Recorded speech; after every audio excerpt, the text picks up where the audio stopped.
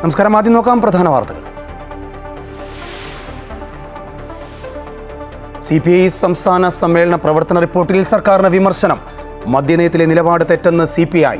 പ്രാമുഖ്യം വിദേശ മദ്യമേഖലയ്ക്കെന്നും വിമർശനം. അടിസ്ഥാന ജനവിഭാഗങ്ങളെയും കർഷകരെയും പരിഗണിച്ചില്ല. കൃഷിമന്ത്രിക്കും വിമർശനം.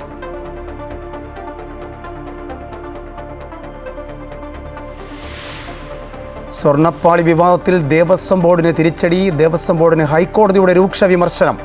സ്വർണ്ണപ്പാളി എത്രയും പെട്ടെന്ന് തിരിച്ചെത്തിക്കണമെന്ന് കോടതി.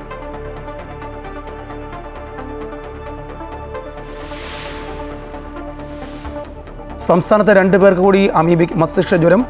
രോഗം സ്ഥിരീകരിച്ചത് മലപ്പുറം സ്വദേശിയായ 10 വയസ്സുകാരിക്കും രാമനാട്ടുകര സ്വദേശിയായ 30 വയസ്സുകാരിക്കും.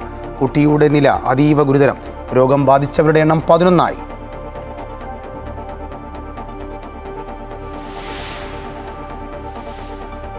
നേപ്പാളിൽ ജൻസി പ്രക്ഷോഭം ശമിച്ചെങ്കിലും കർഫ്യൂ പ്രഖ്യാപിച്ച് സൈന്യം. പ്രക്ഷോഭകാരികൾ ആയുധം താഴെ വയ്ക്കണമെന്ന് മുന്നറിയിപ്പ്. കാഠ്മണ്ഡു വിമാനത്താവളം അടച്ചു. ഇടക്കാല സർക്കാരിനായി ഊർജിത ശ്രമം. സംഘർഷത്തിന്റെ പശ്ചാത്തലത്തിൽ അതിർത്തിയിൽ കനത്ത ജാഗ്രത.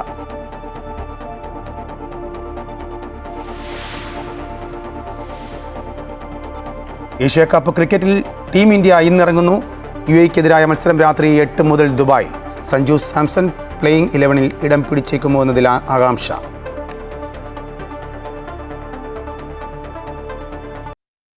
CPI സംസ്ഥാന സമ്മേളനത്തിലെ പ്രവർത്തന റിപ്പോർട്ടിൽ സർക്കാരിന് വിമർശനം. മദ്യനയത്തിൽ സർക്കാർ നിലപാട് തെറ്റാണെന്നും അടിസ്ഥാന ജനവിഭാഗങ്ങളെ പരിഗണിച്ചില്ല എന്നുമാണ് വിമർശനം. കർഷകർക്ക് ആനുകൂല്യം നൽകുന്നതിലും വീഴ്ചയുണ്ടായെന്നും റിപ്പോർട്ടിൽ പറയുന്നു. BJPയുടെ വളർച്ചയ്ക്കെതിരെയും റിപ്പോർട്ടിൽ പരാമർശങ്ങളുണ്ട്. കൂടുതൽ വിശദാംശങ്ങളുമായി അജയ് നാഥ് ചേരുന്നുണ്ട്. അജയ്, സർക്കാരിന് തന്നെ വിമർശനം, ഏത് തരത്തിലുള്ളൊരു വിമർശനമാണ് CPI ഉന്നയിക്കുന്നത്? മാത്രമല്ല, പ്രധാന വിഭാഗം കൃഷിമന്ത്രിക്ക് ഉൾപ്പെടെ വിമർശനം ഉന്നയിക്കുന്നു. സാധാരണ ജനവിഭാഗങ്ങളെ പരിഗണിച്ചില്ല എന്ന ആക്ഷേപവുമുണ്ടല്ലോ. രാജേഷ്, തീർച്ചയായും നമ്മൾ രാവിലെ മുതൽ സൂചിപ്പിച്ചതാണ് സർക്കാരിനെതിരെ ഉണ്ടാകാൻ സാധ്യതയുള്ള വിമർശനങ്ങളെ സംബന്ധിച്ച് നമ്മൾ സൂചിപ്പിച്ചതാണ്. അത് തന്നെയാണ് ഇപ്പോൾ ഉണ്ടായിരിക്കുന്നത്. കൂടുതൽ ശക്തമായിട്ടുള്ള വിമർശനങ്ങളിലേക്ക് കടന്നിട്ടില്ല.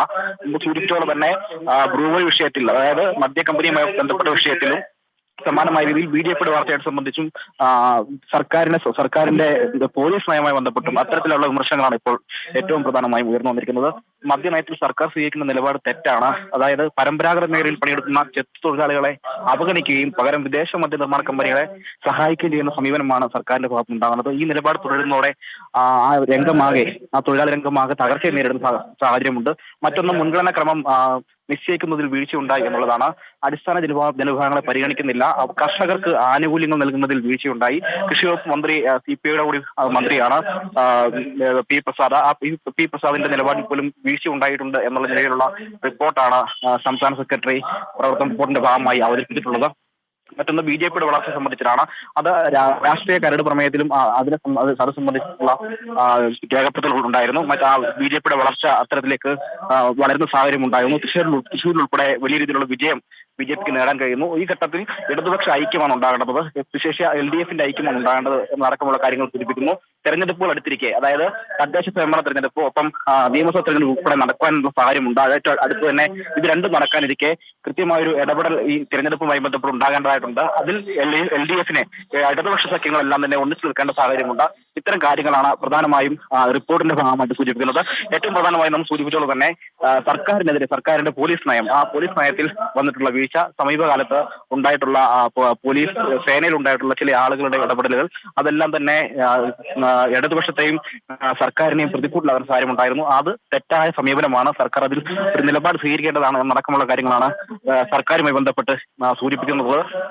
മുൻപ് CPIയുടെ പല ഘടകങ്ങളിലും അല്ലെങ്കിൽ നേതൃത്വത്തിൽ ഉൾപ്പെടെ പറഞ്ഞിരുന്ന അതേ നിലപാട് തന്നെയാണ് ഈ മദ്യനയത്തിലും തുടരുന്നത്. അതായത് വിദേശ മദ്യ നിർമ്മാണ കമ്പനികളെ സഹായിക്കുന്ന ഒരു കുത്തക നിലപാടാണ് സർക്കാർ സ്വീകരിക്കുന്നത്. മറിച്ച് പരമ്പരാഗതമായി തൊഴിലാളി രംഗത്ത് പണിയെടുക്കുന്ന തൊഴിലാളികളെ അവരുടെ ആ മേഖലയെ വളർത്തുന്ന തരത്തിലേക്കുള്ള ഒരു സമീപനം ഉണ്ടാകുന്നില്ല എന്നതുൾപ്പെടെയുള്ള കാര്യങ്ങൾ നിശ്ചിതമായ വിമർശനം തന്നെ സർക്കാരുമായി ബന്ധപ്പെട്ടുണ്ടാകുന്നു. മറ്റ് ഒരു കടന്നാക്രമണം മറ്റു രംഗത്തേക്ക് ഉണ്ടാകുന്നില്ല എന്നുള്ളതാണ്. രാവിലെ മുതൽ നമ്മൾ ഈ ഘട്ടങ്ങളെല്ലാം തന്നെ ഇത്തരത്തിൽ വിമർശനം ഉണ്ടാകാൻ സാധ്യതയുണ്ട് എന്ന് ഉൾപ്പെടെയുള്ള കാര്യങ്ങൾ സൂചിപ്പിച്ചിരുന്നു. ഇപ്പോൾ പി പ്രസാദിനെതിരെയുള്ള വിമർശനങ്ങൾ മാത്രമാണ് ഇപ്പോൾ റിപ്പോർട്ടിന്റെ ഭാഗമായി നമുക്ക് മനസ്സിലാക്കാൻ കഴിയുന്നത്. മറ്റു മന്ത്രിമാരുടെ വകുപ്പുകളെ സംബന്ധിച്ച് കൂടുതൽ വിശദാംശങ്ങൾ ഉണ്ടോ എന്നടക്കമുള്ള കാര്യങ്ങൾ സംബന്ധിച്ചും കൂടുതൽ വിവരങ്ങൾ പുറത്തു വരേണ്ടതുണ്ട്. ചർച്ച ഉൾപ്പെടെ നടക്കാൻ വേണ്ടിയിട്ടുണ്ട്. സംസ്ഥാന സമ്മേളനത്തിൽ പങ്കെടുക്കുന്ന പ്രതിനിധികളാണ്, വിവിധ ജില്ലകളിൽ നിന്ന് എത്തിയിട്ടുള്ള പ്രതിനിധികളുണ്ട്. അവരുടെ എല്ലാം ചർച്ചകൾ ഈ വൈകിട്ട് നാളെയും മറ്റന്നാളുമായി ചർച്ച ഉൾപ്പെടെ പൂർത്തീകരിക്കേണ്ടതായിട്ടുണ്ട്. അതെല്ലാം നടക്കുന്ന ഘട്ടത്തിൽ ഏത് നിലയിലാണ് ഈ സംസ്ഥാന സമ്മേളനം സംസ്ഥാന സർക്കാരിനെ വിലയിരുത്തുന്നത് എന്നത് ഉൾപ്പെടെയുള്ള കാര്യങ്ങൾ കൂടുതൽ വ്യക്തത വരും. നിലവിൽ സംസ്ഥാന സെക്രട്ടറി വെച്ചിരിക്കുന്ന റിപ്പോർട്ടിൽ അവതരിപ്പിച്ചിരിക്കുന്ന റിപ്പോർട്ടിൽ സർക്കാരിനെ ചെറുതല്ലാത്ത രീതിയിൽ വിമർശിച്ചുകൊണ്ടാണ് സെക്രട്ടറി റിപ്പോർട്ട് അവതരിപ്പിച്ചിരിക്കുന്നത് എന്നുള്ളതാണ് പ്രധാന കാര്യം. രാജേഷ്. യെസ്, അജയ്നാഥാണ് വിശദാംശങ്ങൾ നൽകിയത്. സ്വർണ്ണപ്പാളി വിവാദത്തിൽ ദേവസ്വം ബോർഡിന് തിരിച്ചടി. ദേവസ്വം ബോർഡിന് ഹൈക്കോടതിയുടെ രൂക്ഷ വിമർശനം. സ്വർണ്ണപ്പാളി എത്രയും പെട്ടെന്ന് തിരിച്ചെത്തിക്കണമെന്ന് കോടതി ആവശ്യപ്പെട്ടു.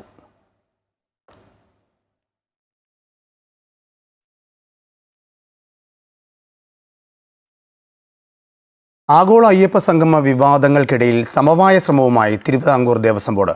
Devaswom board president PS Prasanth Pandalam കൊട്ടാരത്തിലെത്തി പ്രതിനിധികളുമായി കൂടിക്കാഴ്ച നടത്തി.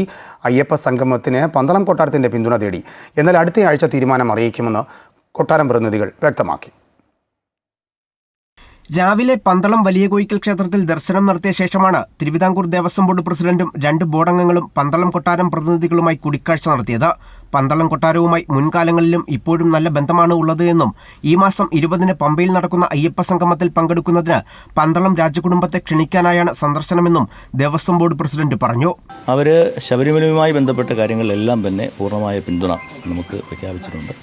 മറ്റു കാര്യങ്ങൾ അവർ കൂടിയാലോചിച്ച് പറയുമെന്ന് തന്നെയാണ് പറഞ്ഞിട്ടുള്ളത്. പന്തളത്ത് സംഘടിപ്പിക്കുന്ന ശബരിമല രക്ഷാസംഗമം സംബന്ധിച്ച മാധ്യമപ്രവർത്തകരുടെ ചോദ്യങ്ങൾക്ക് മറുപടിയായി ഒരു ജനാധിപത്യ രാജ്യത്ത് അത്തരത്തിലൊരു സംഗമം സംഘടിപ്പിക്കാൻ അവർക്ക് അവകാശമുണ്ടെന്നും അവർ അത് നടത്തുകയോ നടത്താതിരിക്കുകയോ ചെയ്യട്ടോ എന്നും PS പ്രശാന്ത് പറഞ്ഞു. അതേസമയം 20-ന് പമ്പയിൽ നടക്കുന്ന സംഗമത്തിലും 22-ന് പന്തളത്ത് നടക്കുന്ന സംഗമത്തിലും പങ്കെടുക്കുന്നത് സംബന്ധിച്ച് പന്തളം കൊട്ടാരം ഇതുവരെ തീരുമാനമെടുത്തിട്ടില്ല. പന്തളം വലിയ തമ്പുരാനുമായും രാജകുടുംബാംഗങ്ങളുമായി കൂടിയാലോചിച്ച് അടുത്തയാഴ്ച തീരുമാനമെടുക്കുമെന്നും പന്തളം കൊട്ടാരം പ്രതിനിധി MRS വർമ്മ പറഞ്ഞു.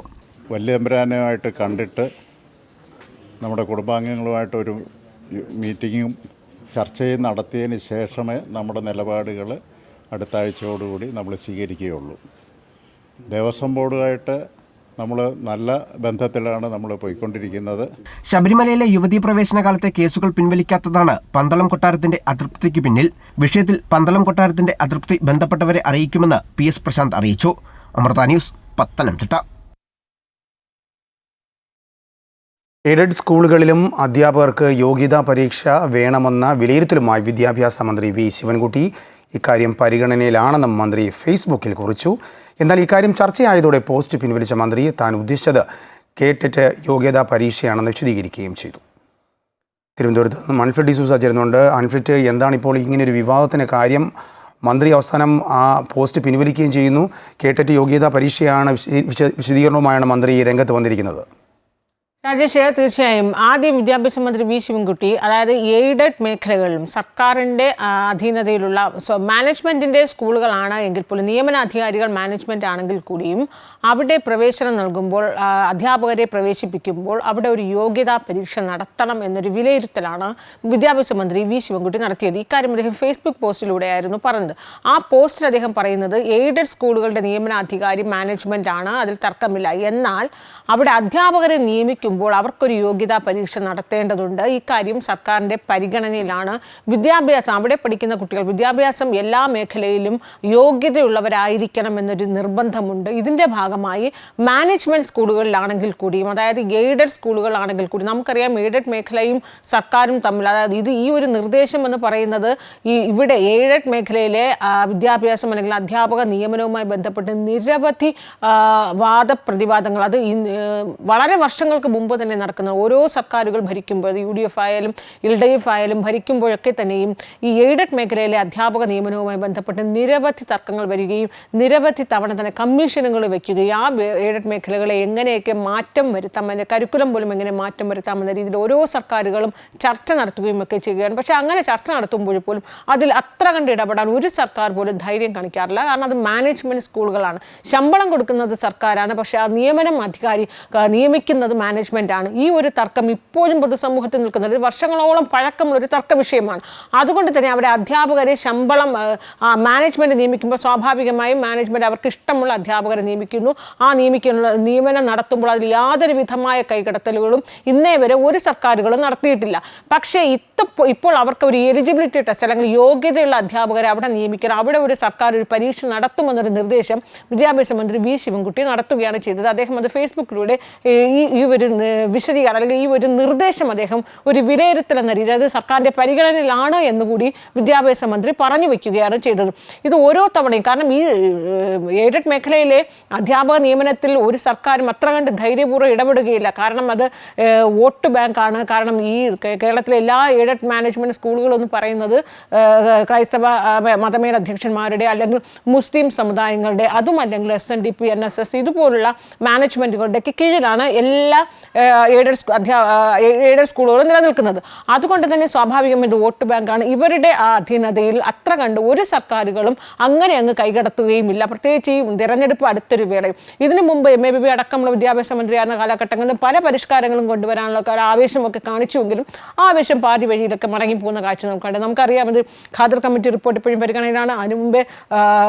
അതിനു മുമ്പുള്ള പല കമ്മിറ്റികൾ UR അനന്തമൂർത്തി കമ്മീഷൻ്റെ റിപ്പോർട്ട് ഇതൊക്കെ തന്നെ സ്വകാര്യ മേഖലയിലെ അല്ലെങ്കിൽ എയ്ഡഡ് മാനേജ്മെൻറ്റുകൾ നടത്തുന്ന വിദ്യാഭ്യാസ സ്ഥാപനങ്ങളിലെ അധ്യാപക നിയമനവുമായി ബന്ധപ്പെട്ട് പല പരിഷ്കാരങ്ങളും ഓരോ കാലഘട്ടങ്ങളിലും സർക്കാരുകൾ നടത്തിയിരുന്നു. പക്ഷേ അതൊക്കെ തന്നെ ഈ കൈപ്പൊള്ളി അതൊക്കെ തന്നെ പാതി വഴിയിൽ വെച്ച് ഓരോ സർക്കാരുകളും ധൈര്യപൂർവ്വം അവർക്ക് മുന്നോട്ട് പോകാൻ സാധിച്ചിരുന്നില്ല. കാരണം വിവിധ രീതിയിലുള്ള പ്രതിഷേധങ്ങൾ പല ഘട്ടങ്ങളിൽ പോലും MABB വിദ്യാഭ്യാസ മന്ത്രിയായിരിക്കുന്ന ഘട്ടങ്ങളിൽ പോലും ഈ രീതിയിൽ അവിടെ അധ്യാപകരെ നിയമിക്കുന്നത് സർക്കാർ ഇടപെടൽ നടത്തുമെന്ന് ധൈര്യപൂർവ്വം രംഗത്ത് വന്നപ്പോൾ അന്ന് വലിയ രീതിയിലുള്ള പ്രക്ഷോഭങ്ങൾക്ക് സമരങ്ങളൊക്കെ കേരളം സാക്ഷിയായതാണ്. ഒടുവിൽ അവിടെ നിന്ന് ഇടതുമുന്നണി സർക്കാരിന് അവിടെ പാതി വഴിയിൽ വെച്ച് മടങ്ങേണ്ടി വന്നു, അവരുടെ മുന്നിൽ മുട്ടുമടക്കേണ്ടി വന്നു. ഈ ഒരു സാഹചര്യത്തിൽ ഇപ്പോൾ വിദ്യാഭ്യാസ മന്ത്രി ഇങ്ങനെ ആ എയ്ഡഡ് മേഖലയിൽ അധ്യാപകരെ നിയമിക്കുമ്പോൾ യോഗ്യതാ പരീക്ഷ വേണമെന്നൊരു നിർദ്ദേശം അദ്ദേഹം ഫേസ്ബുക്കിലൂടെ പങ്കുവച്ചു. അപ്പോൾ തന്നെ ആ വിഷയം ചർച്ചയായതൊരു വിവാദമായപ്പോൾ അദ്ദേഹം ആ പോസ്റ്റ് പിൻവലിക്കുകയും അതിനൊരു വിശദീകരണം മന്ത്രി നടത്തിയത് താൻ ഉദ്ദേശിച്ചത് കേട്ടറ്റാണ്, അതായത് കേരള ടീച്ചേഴ്സ് എലിജിബിലിറ്റി ടെസ്റ്റാണ്. അത് സുപ്രീം കോടതി ഇപ്പോൾ ആ കേട്ടറ്റ് എല്ലാ അധ്യാപകർക്കും നിർബന്ധമാക്കിയ സുപ്രീം കോടതിയുടെ വിധി അതുപോലും ഇപ്പോൾ വിവാദമാവുകയും ചർച്ചയാകുകയും അതിനെതിരെ ആ ഹർജി പുനഃപരിശോധിക്കണമെന്നാവശ്യപ്പെട്ട് സർക്കാർ അപ്പീൽ നൽകാനായി തയ്യാറെടുക്കുന്ന വേളകൾ എല്ലാ അധ്യാപകരും കേരളത്തിൽ തന്നെ 50,000-ഓളം അധ്യാപകരെ ബാധിക്കും എന്നൊക്കെ സർക്കാർ അധ്യാപകർക്കൊപ്പം നിന്നുകൊണ്ട് അപ്പീൽ കൊടുക്കാനായി തയ്യാറെടുക്കുന്ന വേളയിൽ മന്ത്രി ഒരു തിരുത്തൽ വരുത്തി അല്ലെങ്കിൽ അതിലൊരു വിശദീകരണം നൽകുന്നത് താൻ ഉദ്ദേശിച്ചത് കേട്ടക് പരീക്ഷയെക്കുറിച്ചാണ്, അത് എല്ലാവർക്കും ബാധകമാണ് എന്ന രീതിയിൽ ഒരു വിശദീകരണം നൽകുമ്പോഴും അദ്ദേഹം പറയുന്നത് എയ്ഡഡ് മാനേജ്മെൻറ്റ് സ്കൂളുകൾക്കും അധ്യാപകർക്കും ഒരു യോഗ്യതാ പരീക്ഷ വേണമെന്ന് ഉദ്ദേശിച്ചു. പക്ഷേ അത് ഉദ്ദേശിച്ചത് കേട്ടക്കാണ്. അവിടെയും മന്ത്രി പറഞ്ഞു വെക്കുന്നത് അധ്യാപകരെ നിയമിക്കുന്നത് എയ്ഡഡ് മാനേജ്മെൻറ്റുകളാണെങ്കിൽ പോലും അവിടെ അധ്യാപകർക്ക് എത്രത്തോളം യോഗ്യതയുണ്ട് എന്ന കാര്യം ഓർക്കണമെന്നത് മന്ത്രി പറഞ്ഞു വെക്കുക കൂടി ചെയ്യുകയാണ്. രാജേഷ്, അതിൽ പ്രധാനമായി എന്താണ് മന്ത്രി ഉദ്ദേശിച്ചത്? അതിൽ വിദ്യാഭ്യാസ നിലവാരം, അതായത് എയ്ഡഡ് സ്കൂളുകളിലെ അധ്യാപകർക്ക് വേണ്ടത്ര നിലവാരമില്ല അല്ലെങ്കിൽ അധ്യയന പഠനങ്ങൾക്ക് നിലവാരമില്ല എന്ന പരാതികളുടെ അടിസ്ഥാനത്തിൽ കൂടിയാണോ ഇങ്ങനൊരു നിലപാട് അല്ലെങ്കിൽ ഇങ്ങനെ ഒരു പ്രസ്താവനയിലേക്ക് എത്തിയത്? മാത്രമല്ല മാനേജ്മെൻറ്റുകൾ ഈ അധ്യാപകരെ നിയമിക്കുമ്പോൾ വൻ തുകകൾ കാശ് വാങ്ങി അവർക്ക് ജോലിയിൽ പ്രവേശിപ്പിക്കാനുള്ളൊരു അവസരവും ഒരുക്കുന്നു. ഇത് സർക്കാരിൻ്റെ കീഴിലേക്ക് എത്തിക്കണമെന്ന ഒരു ചിന്താഗതി ഈ മന്ത്രിക്ക് അല്ലെങ്കിൽ ഈ സർക്കാരിന് വന്നിട്ടുണ്ടോ? രാജേഷ്, ഇതൊരു ആശയമാണ് വിദ്യാഭ്യാസ മന്ത്രി വി ശിവൻകുട്ടി മുന്നോട്ട് വയ്ക്കുന്നത്. നമുക്കറിയാം ഈ വിദ്യാഭ്യാസ മന്ത്രി ഈ അവസാന അതായത് അദ്ദേഹം ഇപ്പോൾ ഈ സർക്കാരിൻ്റെ അവസാന ഒരു സമയമാണ്, 5ാമത്തെ വർഷമാണ് സർക്കാർ, 2ാം പിണറായി സർക്കാർ അല്ലെങ്കിൽ വിദ്യാഭ്യാസ മന്ത്രി വി ശിവൻകുട്ടി വിദ്യാഭ്യാസ മന്ത്രിയായ ഒരു 5ാമത്തെ വർഷമാകുമ്പോൾ ഈ അവസാന വർഷം പല നിർദ്ദേശങ്ങളും പല പരിഷ്കാരങ്ങളും മന്ത്രി കൊണ്ടുവന്നിട്ടുണ്ട്. അടുപ്പിച്ചടുപ്പിച്ചാണ് പല പരിഷ്കാരങ്ങളും കൊണ്ടുവന്നിട്ട് നമുക്കറിയാം ഈ ബാക്ക് ബെഞ്ച് എന്നൊരു പരിഷ്കാരം എടുത്തു മാറ്റുന്നു. അങ്ങനെ പല രീതിയിലുള്ള പരിഷ്കാരം, ആ പരിഷ്കാരം ചിലപ്പോഴൊക്കെ അത് ചർച്ചയാവുകയും ചിലപ്പോഴൊക്കെ ഒരു വലിയ രീതിയിലൊരു കോൺട്രവേഴ്സിയിലേക്ക് വരികയൊക്കെ ചെയ്തു. അന്നൊക്കെ തന്നെ അത് പല തീരുമാനങ്ങളും അല്ലെങ്കിൽ പല ആശയങ്ങളും മന്ത്രി മുന്നോട്ട് വയ്ക്കുമ്പോൾ അത് ചർച്ചയാകുമ്പോൾ അത് വ്യക്തത വരുത്തി മന്ത്രി വരുന്നുണ്ട്. അതിൻ്റെ ഭാഗമായി മന്ത്രി നടത്തിയ ഒരു പുതിയൊരു ആശയമാണ് അദ്ദേഹം മുന്നോട്ട് വയ്ക്കുന്നത്. സ്വകാര്യ മാനേജ്മെൻറ്റ് സ്കൂളുകളിലെ അധ്യാപകരെ അവിടെ ഒരു മാനേജ്മെൻറ്റ് തന്നെയാണ് നിയമന അധികാരിയാണെങ്കിൽ പോലും ആ അധ്യാപകരെ അവിടെ നിയമിക്കുമ്പോൾ പൂർണ്ണമായും അവർക്ക് എത്രത്തോളം യോഗ്യതയുണ്ട്, ആ ഒരു ക്വാളിറ്റി ടെസ്റ്റ് അവർ പാസ്സാക്കണം, അവിടെ ഒരു യോഗ്യതാ പരീക്ഷ നടത്തണം എന്നൊരു നിർദ്ദേശം അദ്ദേഹം പറയുന്നു. കാരണം അത് പറയുമ്പോഴും കൃത്യമായി മന്ത്രിക്ക് അറിയാം അത് എത്രത്തോളം പ്രായോഗികമാണ്. ഒരു ഘട്ടത്തിൽ പോലും അത് അത്ര കണ്ട് സുഗമമായി നടപ്പാക്കാൻ ഒരു സർക്കാരുകൾക്കും കഴിയുകയില്ല എന്ന് ഇത്രയും വർഷങ്ങളായി കേരളം അത് തെളിയിച്ചുകൊണ്ടിരിക്കുകയാണ്. അവിടെ കൈ പൊള്ളും അല്ലെങ്കിൽ അവിടെ തൊടുമ്പോൾ തന്നെ അത് വിവാദമാകുമെന്ന് മന്ത്രിക്ക് വ്യക്തമായ ബോധ്യമുണ്ട്.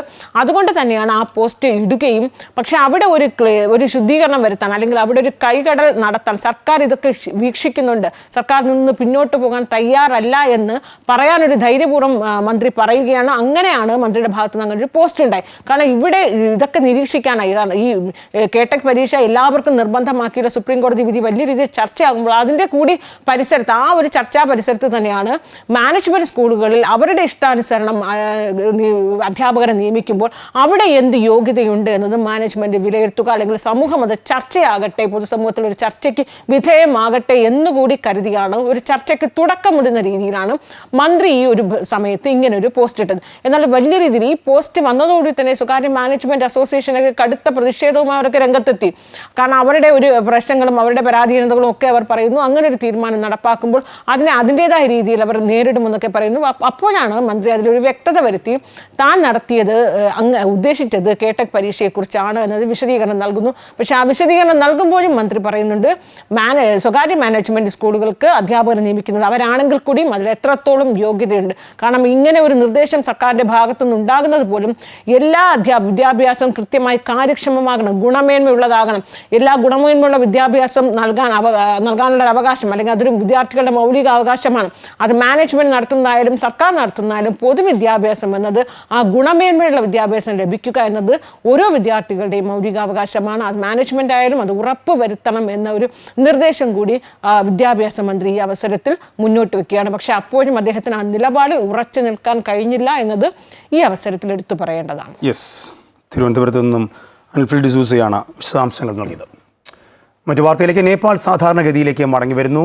ജെൻസി പ്രക്ഷോഭം ശമിച്ചുവെങ്കിലും സൈന്യം കർഫ്യൂ പ്രഖ്യാപിച്ചിരിക്കുകയാണ്.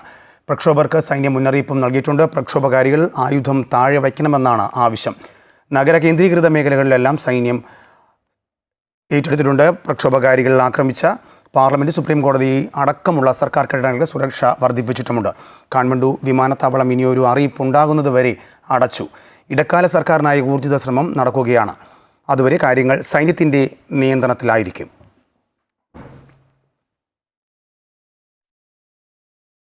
നേപ്പാൾ സംഘർഷത്തിന്റെ പശ്ചാത്തലത്തിൽ അതിർത്തി പ്രദേശങ്ങളിൽ കനത്ത ജാഗ്രത. നേപ്പാളുമായി അതിർത്തി പങ്കിടുന്ന 1751 കിലോമീറ്റർ ദൂരം സുരക്ഷ ശക്തമാക്കാൻ ബന്ധപ്പെട്ട സംസ്ഥാനങ്ങൾക്ക് കേന്ദ്ര സർക്കാർ നിർദ്ദേശം നൽകി. ഉത്തർപ്രദേശ്, ബീഹാർ ഉൾപ്പെടെ 5 സംസ്ഥാനങ്ങളിലാണ് ജാഗ്രതാ നിർദ്ദേശം. നേപ്പാളിൽ സംഘർഷം തുടരുന്ന പശ്ചാത്തലത്തിലാണ് അതിർത്തികളിൽ ജാഗ്രത തുടരാൻ ഇന്ത്യ തീരുമാനിച്ചത്. നേപ്പാളുമായുള്ള സൗഹൃദം നിലനിർത്തുന്നതോടൊപ്പം രാജ്യത്തിന്റെ പരമാധികാരത്തിന് കോട്ടം വരാതെ നടപടികൾ മുന്നോട്ട് കൊണ്ടുപോകാനാണ് തീരുമാനം. നേപ്പാളുമായി അതിർത്തി പങ്കിടുന്ന ഉത്തരാഖണ്ഡ്, ഉത്തർപ്രദേശ്, ബീഹാർ, സിക്കിം, പശ്ചിമബംഗാൾ തുടങ്ങിയ സംസ്ഥാനങ്ങളിലാണ് ജാഗ്രതാ നിർദ്ദേശമുള്ളത്. രാജ്യവിസ്തൃതിയുടെ 1751 കിലോമീറ്റർ നേപ്പാളിനോട് ചേർന്നുള്ള പ്രദേശങ്ങളാണ്. ഈ മേഖലകളിലാണ് സുരക്ഷ ശക്തമാക്കിയിട്ടുള്ളത്. ഇന്ത്യൻ പൗരന്മാരെ നേപ്പാളിലേക്കും നേപ്പാളിൽ നിന്നുള്ളവരെ ഇന്ത്യയിലേക്കും പ്രവേശിപ്പിക്കില്ല. അതിർത്തി സംസ്ഥാനങ്ങളിൽ ഏറ്റവും അധികം ജാഗ്രത ഉത്തർപ്രദേശിലാണ്. അതിർത്തി മേഖലകളിൽ സുരക്ഷ ശക്തമാക്കാൻ UP പോലീസ് മേധാവി നിർദ്ദേശം നൽകി. മുഖ്യമന്ത്രി യോഗി ആദിത്യനാഥിന്റെ നിർദ്ദേശപ്രകാരമാണ് നടപടി. അതിർത്തി മേഖലകളിൽ നിരീക്ഷണവും പരിശോധനയും ശക്തമാക്കും. 24 മണിക്കൂറും ശ്രദ്ധയോടെ ഇരിക്കാൻ സേനാ വിഭാഗങ്ങൾക്ക് DGP നിർദ്ദേശം നൽകിയിട്ടുണ്ട്. സമൂഹമാധ്യമങ്ങളിലെ പോസ്റ്റുകൾ പോലീസ് നിരീക്ഷിച്ചു വരികയാണ്. സ്പർദ്ധയുണ്ടാക്കുന്ന തരത്തിലുള്ള പോസ്റ്റുകൾ വന്നാൽ ശക്തമായ നടപടിയെടുക്കാൻ നിർദ്ദേശം നൽകിയിട്ടുണ്ട്. വിമാന സർവീസുകൾക്ക് നിയന്ത്രണം ഏർപ്പെടുത്തിയതിന് പിന്നാലെയാണ് കരമാർഗമുള്ള സഞ്ചാരത്തിനു കൂടി വിലക്ക് വന്നിട്ടുള്ളത്. സാഹചര്യങ്ങൾ വിലയിരുത്തിയ ശേഷമായിരിക്കും തുടർ നടപടികൾ ഉണ്ടാവുക. അമൃത ന്യൂസ്, ന്യൂഡൽഹി. നേപ്പാളിലെ മലയാളി ടൂറിസ്റ്റുകളുടെ സുരക്ഷ ഉറപ്പാക്കണമെന്നാവശ്യപ്പെട്ട് മുഖ്യമന്ത്രി പിണറായി വിജയൻ കേന്ദ്ര വിദേശകാര്യമന്ത്രി S ജയശങ്കറിന് കത്തയച്ചു. നേപ്പാളിലെ പൊഖ്രയിൽ വിനോദസഞ്ചാരത്തിനായി എത്തിയ പ്രായമായവർ അടക്കമുള്ളവർ കുടുങ്ങിക്കിടക്കുകയാണ്. ഇവരെ അടിയന്തരമായി നാട്ടിലെത്തിക്കുന്നതിനും യാത്രാ സൗകര്യം ഏർപ്പെടുത്തുന്നതിനും ഇടപെടൽ നടത്തണം. ഇക്കാര്യത്തിൽ കേന്ദ്ര സർക്കാരിന് കേരളത്തിൻ്റെ എല്ലാ പിന്തുണയും സഹകരണവും ഉണ്ടാവുമെന്നും മുഖ്യമന്ത്രി കത്തിൽ ചൂണ്ടിക്കാട്ടി.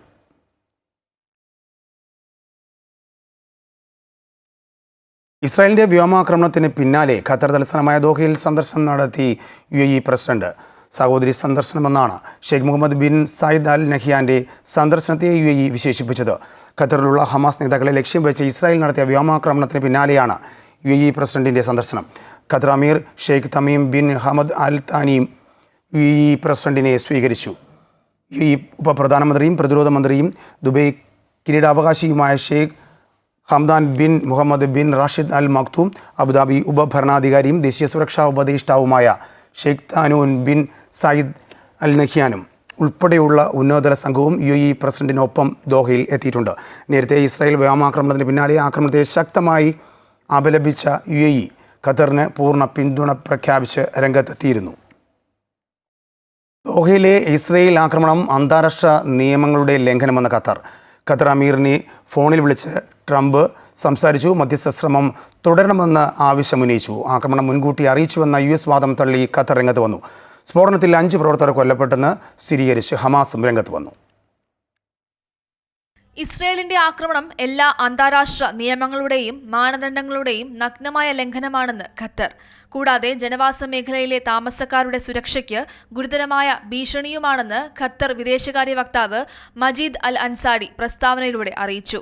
ആക്രമണത്തെ ശക്തമായി അപലപിക്കുമ്പോൾ തന്നെ ഇസ്രായേലിന്റെ നടപടിയും പ്രാദേശിക സുരക്ഷയിൽ അവർ തുടർച്ചയായി കൈകടത്തുന്നതും സുരക്ഷയും പരമാധികാരവും ലക്ഷ്യമിട്ടുള്ള ഏതൊരു നടപടിയും അനുവദിക്കില്ലെന്നും ഖത്തർ വ്യക്തമാക്കി.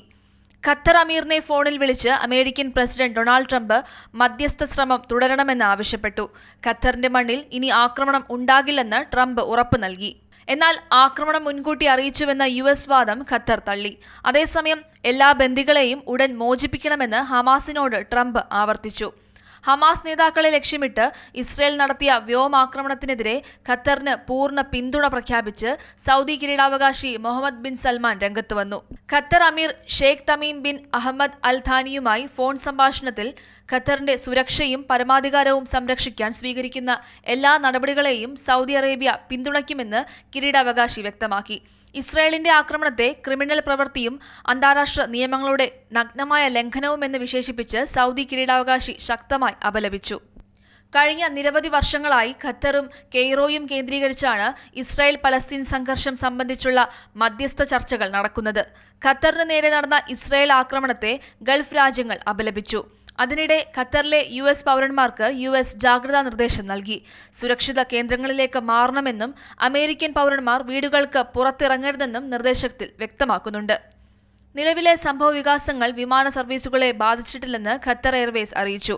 ഒരിടവേളയ്ക്ക് ശേഷം ഗൾഫ് മേഖല സംഘർഷത്തിലേക്കും അശാന്തിയിലേക്കും നീങ്ങുകയാണോ എന്ന ആശങ്കയാണ് ഇപ്പോൾ ഉയരുന്നത്. News desk Amrita TV. Delhi കലാപക്കേസിൽ പ്രതിയായ JNU മുൻ വിദ്യാർത്ഥി നേതാവ് ഉമർ ഖാലിദ് സുപ്രീം കോടതിയിൽ ജാമ്യാപേക്ഷ നൽകി. ഹൈക്കോടതി ജാമ്യാപേക്ഷ തള്ളിയ പശ്ചാത്തലത്തിലാണ് ഉമർ ഖാലിദ് സുപ്രീം കോടതിയെ സമീപിച്ചത്. നേരത്തെ ഷർജീൽ ഇമാമും സുപ്രീം കോടതിയെ സമീപിച്ചിരുന്നു. ഈ മാസം 2-ാം തീയതിയാണ് കലാപത്തിൽ ഉൾപ്പെട്ട 9 പേരുടെ ജാമ്യാപേക്ഷ ഹൈക്കോടതി തള്ളിയത്. ജസ്റ്റിസ് നവീൻ ചൗള അധ്യക്ഷനായ ബെഞ്ചിൻ്റേതായിരുന്നു നടപടി.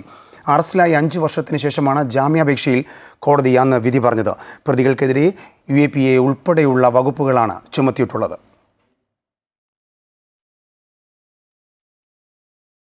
രാഹുൽ മാങ്കൂട്ടം MLAക്കെതിരായ പരാതിയിൽ ഉറച്ചു നിൽക്കുന്നുണ്ടെങ്കിലും നിയമ നടപടിയിലേക്ക് കടക്കാൻ മൊഴി നൽകാനോ തയ്യാറല്ലെന്ന് അതിജീവിതന്മാർ അന്വേഷണ സംഘത്തെ അറിയിച്ചു. പരാതി നൽകി 3 കക്ഷികൾ കൂടാതെ ഇരകളുടെ കൂടി മൊഴിയെടുക്കുവാനുള്ള ക്രൈംബ്രാഞ്ചിന്റെ ശ്രമം തുടരുകയാണ്.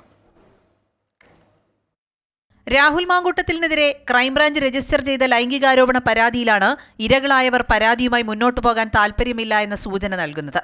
കേസിൽ ഉറച്ചു നിൽക്കുന്നുണ്ടെങ്കിലും നിയമ നടപടിയിലേക്ക് കടക്കാനോ മൊഴി നൽകാനോ തയ്യാറല്ലെന്നാണ് ഇരകൾ അന്വേഷണ സംഘത്തെ അറിയിച്ചത്. DGPക്ക് ലഭിച്ച 10ഓളം പരാതികളിൽ 6 എണ്ണത്തിലാണ് അന്വേഷണ സംഘം മൊഴിയെടുപ്പ് തുടരുന്നത്. നിർബന്ധിത ഗർഭഛിദ്രത്തിന് പ്രേരിപ്പിക്കും വിധം സന്ദേശമയച്ചു, ഫോണിൽ ഭീഷണിപ്പെടുത്തി, സ്ത്രീകളെ സമൂഹമാധ്യമങ്ങൾ വഴി പിന്തുടർന്ന് ശല്യം ചെയ്തു, സ്ത്രീകൾക്ക് മാനസിക വേദനയ്ക്കിടയാക്കും വിധം പ്രവർത്തിച്ചു തുടങ്ങിയ കുറ്റങ്ങൾ ചുമത്തിയാണ് രാഹുലിനെതിരെ കേസെടുത്തിരിക്കുന്നത്. 3ാം കക്ഷികൾ നൽകിയ പരാതിയിലാണ് കേസ് നിലനിൽക്കുന്നത്. ഇരകൾ നേരിട്ട് മൊഴി നൽകാത്തതിനാൽ കൂടുതൽ ഗൗരവകരമായ വകുപ്പുകൾ ചുമത്തി കേസെടുക്കാൻ കഴിയില്ല. കേസ് കോടതിയിൽ തള്ളിപ്പോകുന്നതിന് കാരണമാകുമെന്നും അന്വേഷണ സംഘം പറയുന്നു. അതേസമയം യൂത്ത് കോൺഗ്രസ് വ്യാജ തിരിച്ചറിയൽ കാർഡ് കേസിൽ രാഹുൽ മാങ്കൂട്ടത്തിലിനെ കൂടാതെ സുഹൃത്തുക്കളെയും ക്രൈംബ്രാഞ്ച് പ്രതി ചേർത്തു. അമൃത ന്യൂസ്, തിരുവനന്തപുരം. കസ്റ്റഡി മർദ്ദന കേസുകളിൽ കുറ്റാരോപിതരായ പോലീസുകാരെ മുഖ്യമന്ത്രി സംരക്ഷിക്കുന്നുവെന്ന് ആരോപിച്ച് കോൺഗ്രസ് സംസ്ഥാന വ്യാപകമായി പ്രതിഷേധം സംഘടിപ്പിച്ചു. കസ്റ്റഡി മർദ്ദനത്തിൽ പ്രതികളായ എല്ലാ പോലീസുകാരെയും പിരിച്ചുവിടുക, പോലീസിലെ ക്രിമിനലുകളെ ജയിലിലടയ്ക്കുക, ശുചിത്തിന് നീതി ലഭ്യമാക്കുക തുടങ്ങിയ ആവശ്യങ്ങൾ ഉന്നയിച്ചായിരുന്നു പ്രതിഷേധം. പോലീസ് സ്റ്റേഷനിലെ കസ്റ്റഡി മർദ്ദനത്തിൽ പ്രതികളായ എല്ലാ പോലീസുകാരെയും പിരിച്ചുവിടുക, പോലീസിലെ ക്രിമിനലുകളെ ജയിലിൽ അടയ്ക്കുക, ശുചിത്തിന് നീതി ലഭ്യമാക്കുക തുടങ്ങിയ ആവശ്യങ്ങൾ ഉന്നയിച്ചായിരുന്നു സംസ്ഥാനത്തൊട്ടാകെ പോലീസ് സ്റ്റേഷനുകളിൽ പ്രതിഷേധ സദസ്സ് സംഘടിപ്പിച്ചത്. കുന്നംകുളം പോലീസ് സ്റ്റേഷന് മുന്നിൽ നടന്ന പ്രതിഷേധ സദസ്സ് KPCC പ്രസിഡന്റ് സണ്ണി ജോസഫ് ഉദ്ഘാടനം ചെയ്തു. കസ്റ്റഡി മർദ്ദന കേസുകളിൽ മുഖ്യമന്ത്രി പോലീസുകാരെ സംരക്ഷിക്കുന്നുവെന്നും പോലീസിലെ ക്രിമിനലുകളെ പുറത്താക്കണമെന്നും സണ്ണി ജോസഫ് ആവശ്യപ്പെട്ടു. രക്ഷാപ്രവർത്തനമാണോ? ശുചിത്തിനെതിരെ പിണറായി വിജയന്റെ പോലീസ് അഴിച്ചുവിട്ട ഈ നരനായാട്ടിനെ കേരളത്തിലെ മുഖ്യമന്ത്രി എങ്ങനെ കാണുന്നു? ഏതായാലും അസിസ്റ്റന്റ് പോലീസ് കമ്മീഷണറുടെ റിപ്പോർട്ടിന്റെ അടിസ്ഥാനത്തിൽ അവർക്ക് ശിക്ഷ നൽകി എന്ന ഒരു അത്ഭുതകരമായ വെളിപ്പെടുത്തലാണ് കഴിഞ്ഞ ദിവസം തൃശൂർ DIG നടത്തിയത്. എന്തായിരുന്നു ശിക്ഷ എന്നറിയണ്ടേ? അവർക്ക് സൗകര്യപ്രദമായ സ്ഥലത്തേക്ക് ട്രാൻസ്ഫർ കൊടുത്തു. തിരുവനന്തപുരം മ്യൂസിയം പോലീസ് സ്റ്റേഷന് മുന്നിൽ നടന്ന സദസ്സ് മുതിർന്ന കോൺഗ്രസ് നേതാവ് K മുരളീധരൻ ഉദ്ഘാടനം ചെയ്തു. മുഖ്യമന്ത്രിക്ക് താൻ കൈകാര്യം ചെയ്യുന്ന ഒരു വകുപ്പിലും ശ്രദ്ധ കേന്ദ്രീകരിക്കാൻ കഴിയുന്നില്ലെന്നും കേരള പോലീസിലെ ഈ കണ്ടകശനി പിണറായി വിജയനെയും കൊണ്ടേ പോവുകയുള്ളൂ എന്നും അദ്ദേഹം പറഞ്ഞു. ഈ 4 വിദ്വാന്മാരുടെ ഫോട്ടോ നിങ്ങളിവിടെ കാണിച്ചിട്ടുണ്ടല്ലോ. ഇപ്പൊ സസ്പെൻഷനിലാണ് ശരി, പക്ഷേ ഇവരെ ഡിസ്മിസ് ചെയ്യുന്നവരെ ഈ സമരമായിട്ട് ഞങ്ങൾ മുന്നോട്ട്. ഇനി ഡിസ്മിസ് ചെയ്തില്ലെങ്കിൽ 8 മാസം കഴിഞ്ഞ് ഞങ്ങൾ വന്നാൽ ഡിസ്മിസ് ചെയ്യും എന്ന് വെച്ചാൽ 8 മാസം മിണ്ടാതിരിക്കുന്നു കരുതണ്ട. കുറേയൊക്കെ ശാന്തമായി കഴിഞ്ഞാൽ ഇവന്മാരെ വീണ്ടും അങ്ങ് പുറത്തിറക്കിയാലുണ്ടല്ലോ, ഞാൻ മറ്റൊന്നും പറയുന്നില്ല. നമ്മുടെ പ്രവർത്തകർ നല്ല ചുറുചുറുക്കുള്ള കുട്ടികളാണ്, അടിച്ച് കാലം കുടിക്കും. വെഞ്ഞാറമൂട് പോലീസ് സ്റ്റേഷനിൽ നടന്ന പ്രതിഷേധം UDF കൺവീനർ അടൂർ പ്രകാശും, കിളിമാനൂരിൽ നടന്ന പ്രതിഷേധ സദസ്സ് രമേശ് ചെന്നിത്തലയും ഉദ്ഘാടനം ചെയ്തു. കോഴിക്കോട് മെഡിക്കൽ കോളേജ് പോലീസ് സ്റ്റേഷനിലേക്ക് കോൺഗ്രസ് നടത്തിയ മാർച്ച് MK രാഘവൻ MP ഉദ്ഘാടനം ചെയ്തു. പോലീസുകാർ ആത്മപരിശോധന നടത്തണമെന്ന് MK രാഘവൻ ആവശ്യപ്പെട്ടു. പോലീസ് അതിക്രമത്തിൽ പ്രതിഷേധിച്ച് കോൺഗ്രസിന്റെ നേതൃത്വത്തിൽ ഇടുക്കിയിൽ വിവിധ പോലീസ് സ്റ്റേഷനുകൾക്ക് മുൻപിൽ പ്രതിഷേധ സദസ്സ് സംഘടിപ്പിച്ചു. കട്ടപ്പന പോലീസ് സ്റ്റേഷനിലേക്ക് നടത്തിയ മാർച്ചിൽ നേരിയ സംഘർഷമുണ്ടായി. ജനകീയ പ്രതിഷേധ സദസ്സ് AICC അംഗം EM ആഗസ്തി ഉദ്ഘാടനം ചെയ്തു. News desk Amrita news. കുറ്റക്കാരായ പോലീസുകാരെ സംരക്ഷിക്കുന്നത് മുഖ്യമന്ത്രി അവസാനിപ്പിക്കണമെന്ന് കോൺഗ്രസ് നേതാവ് രമേശ് ചെന്നിത്തല. പോലീസ് സ്റ്റേഷനുകൾ കോൺസെൻട്രേഷൻ ക്യാമ്പുകളെ പോലെ ആയെന്നും അദ്ദേഹം കുറ്റപ്പെടുത്തി. VT ബൽറാമിനെ സോഷ്യൽ മീഡിയ സെല്ലിൽ നിന്നും ആരും പുറത്താക്കിയിട്ടുമില്ല, അദ്ദേഹം രാജിവച്ചിട്ടില്ല എന്നും ചെന്നിത്തല കൂട്ടിച്ചേർത്തു. ഇത്തരം കുറ്റക്കാരായ പോലീസ് ഉദ്യോഗസ്ഥന്മാരെ മുഖ്യമന്ത്രി സംരക്ഷിക്കുകയാണ്. ഇന്ന് കേരളത്തിലെ പോലീസ് സ്റ്റേഷനുകൾ കോൺസെൻട്രേഷൻ ക്യാമ്പുകളെ പോലെ ആയി മാറിയിരിക്കുകയാണ്. നിർഭയമായി പോലീസ് സ്റ്റേഷനിൽ പോകാൻ കഴിയാത്ത അവസ്ഥയാണ്. ഒരു കാലത്തും ഉണ്ടാകാത്ത നിലയിൽ പോലീസിനെ രാഷ്ട്രീയവൽക്കരിക്കാൻ CPM ഭരിക്കുന്ന മുഖ്യമന്ത്രി നടത്തുന്ന ശ്രമത്തിൻ്റെ ഭാഗമാണിത്. VT ബൽറാമിനെ ആരും പുറത്താക്കിയിട്ടില്ല, അത് വെച്ചിട്ടുമില്ല. അല്ല, VT ബൽറാം ചെയർമാനായ സമിതി ഉണ്ടല്ലോ, ആ സമിതി പുനഃസംഘടിപ്പിക്കാൻ അദ്ദേഹം തന്നെ ആവശ്യപ്പെട്ടിട്ടുണ്ട്.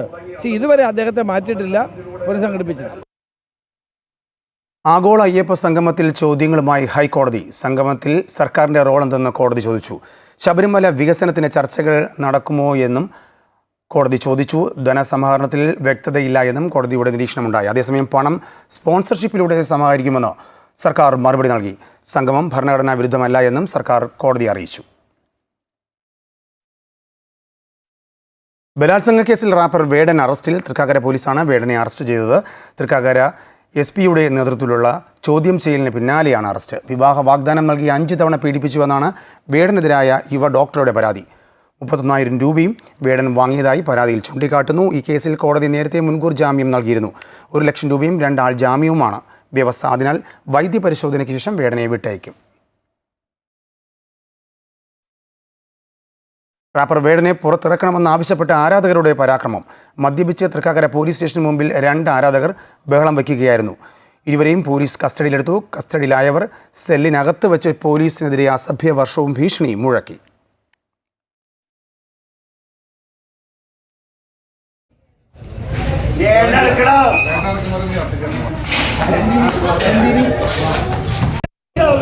रीडर के